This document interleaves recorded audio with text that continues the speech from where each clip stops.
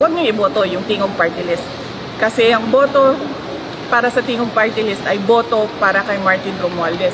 Isipin niyo, 3 na yung seats niya sa House of Representatives.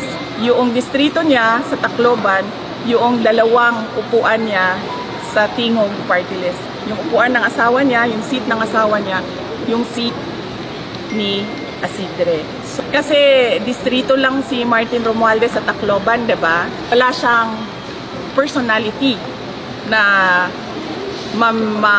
kumuha ng budget para sa buong bansa. Kasi distrito lang yung sa kanya eh. So ang ginawa niya gumawa siya ng party list. Ang party list, pwede yan sa buong bansa. Kahit saan. Doon pumapasok yung pondo, yung pera sa party list niya.